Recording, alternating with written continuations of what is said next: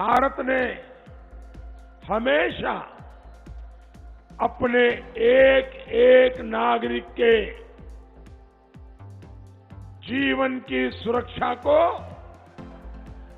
सर्वोच्च प्राथमिकता दी है। Congress politicizes Operation Ganga.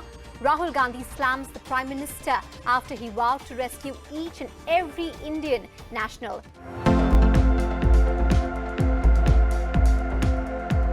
Ukraine has entered the pole battleground state of Uttar Pradesh. Now you'll ask me why. Well, I'm going to explain that in a bit. I'm Pallavi Ghosh, and my one take this week asks this question in the context of what is happening between Ukraine and Russia and the world over on whether turmoils, wars, battles actually have an impact on local elections. Let's just begin with a little anecdote. I remember this was the last Lok Sabha elections where the opposition was pretty gung-ho. I remember Mamata Banerjee had told me in private that she thinks that they are going to come to power this time round, which is the UPA, and of course there are going to be some more opposition parties which are going to be a part of it. They were that confident. It was a luncheon meeting I had with the late Ajit Singh, who of course was the chief of the RLD at that point of time, and he was extremely confident and very enthusiastic because that's before the luncheon meeting was actually fixed, because they felt that at least in western Uttar Pradesh, and they were getting their acts together, and the Congress and all of them would actually be able to make a dent in the fortunes of the BJP. So is baar the BJP is not coming back to power, or we are going to do very well. But when I met him, he looked downcast, he was a little sullen, and I asked him what happened. He said, "Hamare upar strike ho gaya." That is because the Balakot strikes had just taken place, India's strong reaction to the Pulwama attacks. What he then explained to me over the next 1 and 1.5 hours was that how it works on the psyche of India. See, everyone, not just Indians, but everyone wants a sense of security. The Balakot airstrikes would then clear the pitch for the BJP's agenda for the next 2 levels of campaigns, according to Ajit Singh. And this is exactly what we saw, which has panned out. The BJP projected itself as a political party which alone can ensure security for the nation. We gave Kada Jawab to Pakistan, and this is the tough leadership of the Prime Minister. You cut back to 2009, I remember at that point of time, LK Advani's entire campaign against Dr. Manmohan Singh was that of being a weak Prime Minister. It didn't really work at that point of time, but in the next elections, Modi used it very effectively against the Congress party. That was in the context of scams, how people were not secure with their own money, and therefore only a strong leadership which was being projected by him under the BJP, which could actually provide that security to the people, and the rest is history. The BJP has come back to power since then, not once but at least twice over. Just to go back to what Ajit Singh was explaining to me was, when you decide to strike back, when you decide not to waste time and strike back, no matter what kind of political nuance or meaning you may find in it, but in the mind of the people, this registers that, okay, here was a strong leadership which took quick decisions. He said, mark my words, in the next few days, almost every top leader of the BJP will keep talking about these airstrikes, and not just the BJP, even the opposition will criticize them. And the more we criticize them, the more it's going to suit the BJP. Well, that's exactly what has happened. And not just the Lok Sabha elections, but if you remember, even in Bengal elections where I was there, I would hear the BJP often make the point that, we are not like the Congress or the Trinamool Congress. We actually show a strong leadership, and look at what we did as far as the Balakot airstrikes are concerned. Well, that is what I'm bringing back to talking about now. Now let's talk about how wars and turmoils, whether they really help. We're going to specifically concentrate only as far as India is concerned.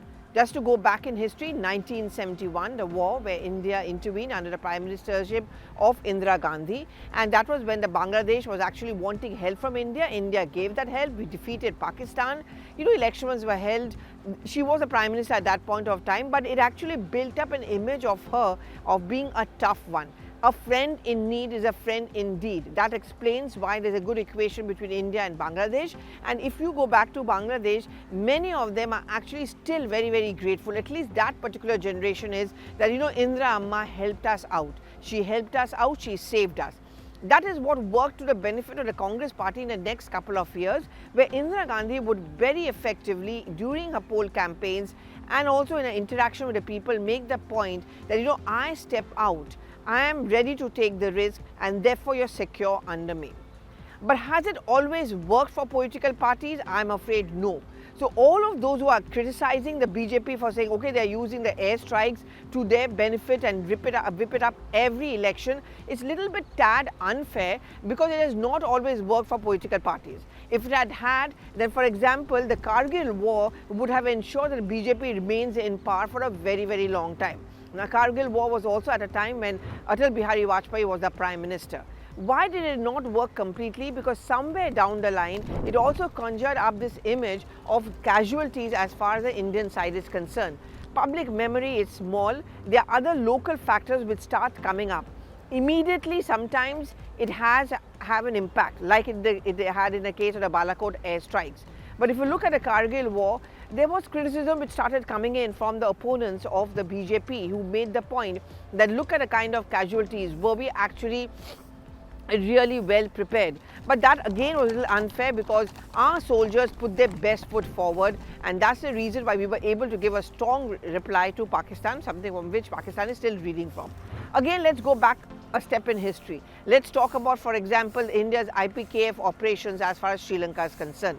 That was under Rajiv Gandhi, and IPKF is something which comes back to hit the Congress party, and also the biggest tragedy of them all, where Rajiv Gandhi was assassinated. Again, that is something which should have worked consistently in the favor of Congress party. In fact, every time the BJP brings up the issue of the Balakot airstrikes and projects itself of having a strong leader, the Congress could have retaliated.